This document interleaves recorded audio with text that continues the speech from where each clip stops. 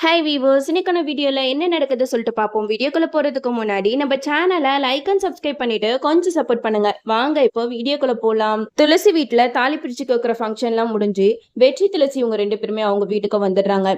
வீட்டுக்கு வந்ததுக்கு அப்புறம் நம்ம துளசி வெற்றி கிட்ட, உங்களுக்கு நான் எவ்வளவு நன்றி சொன்னாலும் அதுக்கு ஈடாகாது, என்னோட குடும்பத்தோட மானத்தையே நீங்க காப்பாத்திட்டீங்க அப்படின்னு சொல்லிட்டு வெற்றிக்கு நன்றியும் சொல்றாங்க. அதுக்கு வெற்றி சொல்றாங்க, என்னங்க தேங்க்ஸ் சொல்லி பிரிக்க பாக்குறீங்களா, நம்மளுக்குள்ள தேங்க்ஸ் எல்லாம் வேணாம் அப்படின்னு சொல்லிடுறாங்க. இந்த சைடு அபிராமி மீனாட்சி இதுங்க ரெண்டுத்துக்கும் மூஞ்சே சரியில்லைச்ச, நம்ம எப்படியாவது அந்த குடும்பத்தை அசிங்கப்படுத்தணும் அவமானப்படுத்தணும்னு போனா கடைசியில நம்ம அசிங்கப்பட்டு வந்து நிக்கிறோமே அப்படின்னு சொல்லிட்டு ரெண்டும் மூஞ்ச பார்த்து பேசிக்கிட்டு இருக்குங்க. மீனாட்சி சொல்றாங்க, கவலைப்படாதீங்க அத்தை, இப்ப வேணா நம்ம தோத்து போயிருக்கலாம், ஆனா கண்டிப்பா துளசியை நம்ம பழி வாங்கியே ஆகணும், அவ நம்ம குடும்பத்துக்குள்ள அவ்வளவு ஈஸியா வாழ்ந்துட முடியுமா அப்படின்னு சொல்லிட்டு மீனாட்சி வந்து அபிராமி கிட்ட பேசிக்கிட்டு இருக்காங்க. இவங்க ரெண்டு பேரும் குசு குசுன்னு பேசிக்கிட்டு இருக்கும்போது அந்த இடத்துக்கு வெற்றி வராங்க. வெற்றி வரதை பார்த்து அபிராமி வந்து வந்துட்டான் பாரு, இவனாலதான் எல்லாம் அப்படிங்கிற மாதிரி பேசிக்கிட்டு இருக்க. அப்போ வெற்றி சொல்றாங்க, அம்மா நான் ஒன்னே ஒண்ணு சொல்றேன் புரிஞ்சுக்கோங்க, நீங்க என்னதான் துளசியை அசிங்கப்படுத்தணும் அவமானப்படுத்தணும் நினைச்சாலும் அது நான் இருக்கிற வரைக்கும் கண்டிப்பா நடக்கவே நடக்காது அப்படிங்கிற மாதிரி வெற்றி வந்து அபிராமி கிட்ட சொல்றாங்க. இதெல்லாம் கேட்டா அபிராமி சொல்றாங்க, யாரோட அசிங்கப்படுத்தணும்னு நினைச்சா அவங்க ஃபேமிலி நம்ம ஃபேமிலி ஒன்னா, நம்ம ஸ்டேட்டஸ்ல கொஞ்சமாவது அவங்க இருக்கணும்னு நினைச்சது தப்பா அப்படிங்கிற மாதிரி அபிராமி பேச, இதை கேட்ட வெற்றி வந்து பயங்கரமா கடுப்பாக்குறாங்க. ஏமா இப்படி பணம் அலையிறீங்க, நாளைக்கு என்ன பணத்தையா கொண்டு போறீங்க அப்படின்னு சொல்லிட்டு நல்லா நாக்கப்படுங்கிற மாதிரி அபிராமியை கேள்வி கேட்டு அங்க இருந்து போயிடுறாங்க. இதெல்லாம் கேட்ட மீனாட்சி வந்து, அத்தை கொஞ்சம் உஷாரா இருங்க, இப்பமே அவன் துளசி பக்கம் தான் இருக்கான், இன்னும் கொஞ்ச நாள் போச்சுன்னா அவ்வளவுதான், வெற்றி ஒரடியா துளசி பக்கமே போயிடுவான் அப்படிங்கிற மாதிரி சொல்ல, இதை கேட்ட அபிராமிக்கு வந்து கோபம் அதிகமாகுது. அடுத்து என்னெல்லாம் பண்ணலாம் தான் ரெண்டு பேரும் யோசிச்சுக்கிட்டு இருக்குங்க. அப்போ அந்த இடத்துல தியாவை கூட்டிட்டு துளசி வராங்க. துளசியை பார்த்து அபிராமி சொல்றாங்க, என் பையனை என்கிட்ட இருந்து பிரிச்சுட்டல்ல, உன்னை நான் சும்மா விட மாட்டேன்டி அப்படின்னு சொல்ல, இதை கேட்ட துளசி வந்து அபிராமியை பார்த்து சொல்றாங்க, மேடம் நான் ஒன்னும் உங்க பையனை உங்ககிட்ட இருந்து பிரிக்கல, அவர் தான் என் கழுத்துல தாலியை கட்டி இந்த வீட்டுக்கு கூட்டிட்டு வந்துட்டாரு, இந்த தாலி கழுத்துல இருக்கிறனாலதான் வேற வழி இல்லாம நான் இந்த வீட்டுல இருக்கேன் அப்படின்னு சொல்லிட்டு செம்மையா பதில் கொடுத்துட்டு போயிடுறாங்க.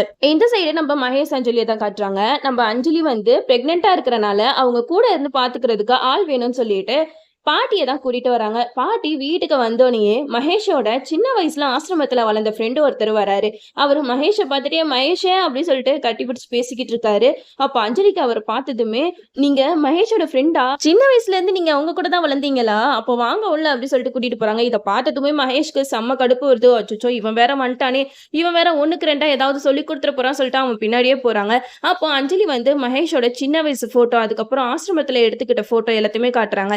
இதெல்லாம் பார்த்தா மகேஷோட ஃப்ரெண்டு வந்து அஞ்சலியை நல்லா ஏமாத்தி வச்சிருக்கான் இவன் அப்படின்னு சொல்லிட்டு நல்லா புரிஞ்சுக்கிறாங்க. மகேஷோட ஃப்ரெண்டு கிட்ட அஞ்சலி சொல்றாங்க, அண்ணா நீங்க ரொம்ப நாள் கழிச்சு வந்திருக்கீங்க, மகேஷ் கூட மனசு விட்டு பேசுங்க, நீங்க இங்கே தங்குங்க, ஏன் உடனே போறேன்னு சொல்றீங்க அப்படின்னு சொல்லிட்டு அவங்கள இங்கே இருக்க வச்சிடுறாங்க. மகேஷோட ஃப்ரெண்டும் பேசிக்கிட்டு இருக்காங்க. அப்போ மகேஷோட ஃப்ரெண்டு சொல்றாங்க, என்னன்னா நடக்குதுங்க, தங்கச்சி நீ என்னென்னமோ சொல்லி ஏமாத்தி வச்சிருக்க, முருகன்ற பேர்ல அர்ஜுன் தானே இருக்கான், ஏன் இந்த பேரை மாத்தி சொல்லியிருக்க, நீ இன்னும் முருகனுக்கு எவ்வளவு துரோகம் தாண்டா பண்ண போற, முருகன் உன்னைய எப்படியெல்லாம் தேடி அலைஞ்சான்னு தெரியுமா அப்படின்னு சொல்லிட்டு முருகனை பத்தி பேச, இதை கேட்ட மகேஷ்க்கு வந்து பயங்கரமா கோவம் வருது. ஒழுங்கு மரியாதையா இங்க இருந்து ஓடிரு, எனக்கு என்ன எப்ப எப்படி பண்ணணும்னு நல்லாவே தெரியும் அப்படின்னு சொல்லிட்டு அவர் பயங்கரமா திட்டுறாங்க. இதெல்லாம் வந்து பாட்டி பாத்துடுறாங்க. என்ன ஒரு மாதிரி சவுண்டு கேக்குது அப்படின்னு சொல்லிட்டு மகேஷ் பின்னாடியே வந்து பாக்குறாங்க. அப்போ மகேஷோட ஃப்ரெண்டு வந்து, உன்னை பத்தி உண்மையெல்லாம் நான் சொல்லாம போக மாட்டேன்டா அப்படின்னு சொல்லிட்டு பயங்கரமா கத்திக்கிட்டே போறாங்க. மகேஷும் அவரை கோவமா துரத்திக்கிட்டு, உன்னைய கொண்டு புதைச்சிருவேண்டா அப்படி இப்படின்னு சொல்லிட்டு பின்னாடியே மகேஷ் போறாங்க. இதை வந்து தூரத்துல இருந்து பாட்டி பாத்துடுறாங்க. என்ன நடக்குதுங்க அப்படின்னு சொல்லிட்டு மகேஷோட ஷூரபத்தை பார்த்துட்டு அவங்களுக்கு ஒண்ணுமே புரியல. உடனே அஞ்சலி கிட்ட போறாங்க. அஞ்சலி இங்க நடக்கிற விஷயத்தெல்லாம் பாத்தியா அப்படின்னு சொல்லிட்டு பாட்டி சொல்ல, இதை கேட்ட அஞ்சலி வந்து, என்னாச்சு பாட்டி அப்படின்னு சொல்லிட்டு கேக்குறாங்க. அதுக்கு பாட்டி சொல்றாங்க, மகேஷோட ஃப்ரெண்டா அடிச்சு இந்த வீட்டை விட்டே துரத்திட்டான் அந்த மகேஷ் அப்படின்னு சொல்லும் போது அஞ்சலியால நம்பவே முடியல. என்ன பாட்டி சொல்றீங்க, எதுக்காக அவர் இப்படி எல்லாம் பண்றாரு அப்படின்னு சொல்லிட்டு ரெண்டு பேருமே வெளியில வந்து பாக்குறாங்க. அப்போ மகேஷ் கிட்ட பாட்டியும் அஞ்சலியும் கேக்குறாங்க, எதனால அவங்கள அடிச்சு துரத்துறீங்க, அவர் வேற ஏதோ உண்மையை சொல்ல போற சொல்லிட்டு போறாங்க, என்னன்னு ஒண்ணுமே புரியலையே அப்படின்னு சொல்லிட்டு கேட்க, அதுக்கு மகேஷ் சொல்றாங்க, அவனை பத்திலாம் உங்களுக்கு தெரியாது, அவன் சரியான திருடன் அப்படி இப்படின்னு சொல்லிட்டு அவர் மேலேயே பழிய போட பாக்குறாங்க. ஆனா பாட்டிக்கு வந்து சுத்தமா மகேஷ் மேல நம்பிக்கை இல்லை. என்ன தம்பி சொல்றீங்க, அவரை பார்த்தா திருட மாதிரியா இருக்கு, அவரு ஆசிரமத்துல வளர்ந்து நல்ல ஒரு ஆளா தானே இருக்காரு, அவர்லாம் திருடுறதுக்கு சான்ஸே இல்லையே அப்படின்னு சொல்லிட்டு பாட்டி சொல்றாங்க. அப்போ மகேஷ் சொல்றாங்க, உங்களுக்கெல்லாம் அவனை பத்தி தெரியாது பாட்டி, அவன் வந்து சின்ன வயசுல இருந்தே திருடுவான், அதனாலதான் அவனை நான் வீட்டுல வச்சுக்கல, துரத்தி விட்டுட்டேன் அப்படின்னு சொல்லிட்டு பேச்ச மாத்தி சொல்லிடுறாங்க. இதை கேட்ட அஞ்சலியும் பாட்டியும் வந்து மகேஷே ஒரு மாதிரி பாக்குறாங்க. அஞ்சலி வேணா மகேஷ் சொல்றத நம்பலாம், ஆனா பாட்டி வந்து ரொம்பவே கிளவர். மகேஷ் வந்து ஏதோ தப்பா மறைக்கிறான் அப்படின்னு சொல்லிட்டு அவங்களுக்கு மனசுல ஓடிக்கிட்டே இருக்கு.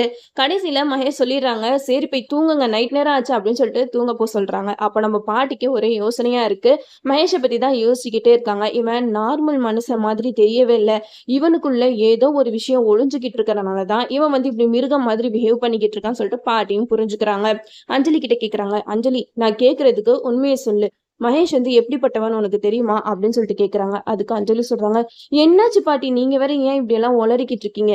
ஏதோ அவர் ஃப்ரெண்டு தப்பு பண்ணியிருப்பாரு. அதனால வீட்ட விட்டு தொரத்திட்டாரு. அப்புறம் ஏன் இப்ப அவர பத்தி தப்பாவே புரிஞ்சுகிட்டு இருக்கீங்க?" அப்படின்னு சொல்லிட்டு கேட்க, அதுக்கு பாட்டி சொல்றாங்க, "இல்ல அஞ்சலி, ஒரு சில விஷயம்லாம் நான் என் கண்ணால பார்த்துருக்கேன். அதனால தான் சொல்றேன்" அப்படின்னு சொல்லிட்டு பாட்டி சொல்ல, அப்ப அஞ்சலி சொல்றாங்க, "இல்ல பாட்டி, அவரு சின்ன வயசுல இருந்து யாருமே இல்லாம வளர்ந்தாருல. அதனால அவரு அன்புக்காக ஏங்குறாரு. அதனால தான் இவர் வந்து இப்படி கொஞ்சம் வெறி பிடிச்ச மாரி அலைவாரு" அப்படின்னு சொல்லிட்டு அஞ்சலி வந்து சொல்றாங்க. "இல்ல, இதெல்லாம் எனக்கு நம்புற மாதிரியே தெரியல. அவன் உன்னை என்னென்னலாம் பண்ணியிருக்கான் அப்படின்னு சொல்லுன்னு" சொல்லிட்டு நம்ம பாட்டி வந்து கேட்கிற விதத்துல அஞ்சலி கிட்ட கேட்கறாங்க. "அஞ்சலி, இது உன்னோட வாழ்க்கை. இப்போ உன் வயித்துல குழந்தை வேற வளருது. நீ என்கிட்டயாவது என்ன நடந்துச்சுன்னு உண்மைய சொல்லு" அப்படின்னு சொல்லிட்டு பாட்டி கேட்கறாங்க. இத கேட்ட அஞ்சலி வந்து, சரி பாட்டி கிட்ட நம்ம உண்மைய மறைக்க வேணாம்னு சொல்லிட்டு எல்லா உண்மையும் சொல்லிடுறாங்க. மகேஷ் ஆஃபீஸ்க்கு போம்போது என்னைய வீட்ல வச்சு பூட்டிட்டு தான் போவாரு. அது மட்டும் இல்லாம நான் அன்னைக்கு ஏதோ ஒரு சின்ன மிஸ்டேக் பண்ணிட்டேன்னு எனக்கு பனிஷ்மென்ட் எல்லாம் குடுத்தாரு. இந்த மாதிரியெல்லாம் அவரோட மனநெலைம மாறிக்கிட்டே இருக்கு. அதுவும் இல்லாம ஒரு பார்ட்டிக்கு போனப்ப என்னைய பாட வச்சு சாகடிச்சாரு அப்படின்னு சொல்லிட்டு எல்லா உண்மையுமே அஞ்சலி வந்து பாட்டிக்கிட்ட சொல்றாங்க. இதெல்லாம் கேட்ட பாட்டிக்கு பயங்கர ஷாக்கு. "இவ்ளோ நாள் ஏன்டி இந்த விஷயத்தலாம் என்கிட்ட சொல்லாம மறைச்ச?" அப்படின்னு சொல்லிட்டு கேட்கறாங்க. அதுக்கு அஞ்சலி சொல்றாங்க, "எனக்கு வேற வழி தெரியல பாட்டி. நான் வந்து இந்த விஷயத்தெல்லாம் சொன்னேன்னா கண்டிப்பா அம்மாவும், அப்பாவும் என்னைய நெனச்சு ரொம்பவே ஃபீல் பண்ணுவாங்க.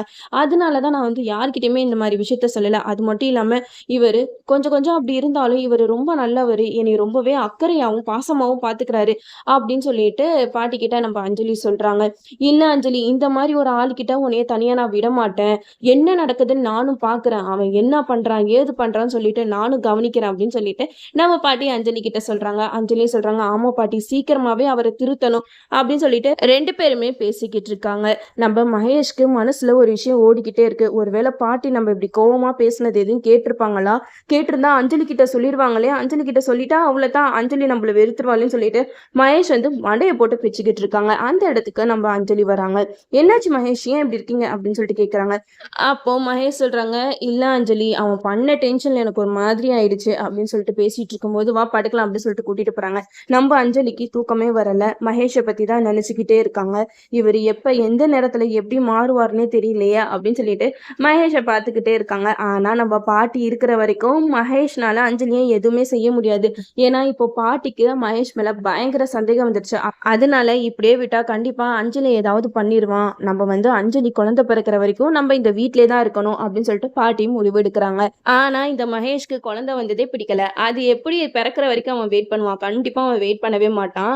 எப்படியாவது அந்த குழந்தைய கருவிலே கலைச்சிடணும் அப்படின்னு சொல்லிட்டு தான் மகேஷ் வந்து பல திட்டங்கள் போட்டுட்டு இருக்காரு. கண்டிப்பா மகேஷே கூல் ட்ரிங்க்ஸ்லயோ இல்ல காஃபிலயோ எதையாவது கலந்து குடுத்து அஞ்சலியோட கருவ கலைச்சிருவாரு. அதுக்கப்புறமா தான் அஞ்சலிக்கு மகேஷோட முழு சுயரூபமும் தெரிய வரும். நம்மளும் வெயிட் பண்ணி பார்ப்போம். ஓகே வீவர்ஸ், இந்த வீடியோ உங்களுக்கு பிடிச்சிருந்தா லைக் பண்ணுங்க. மறக்காம நம்ம சேனல சப்ஸ்கிரைப் பண்ணிருங்க.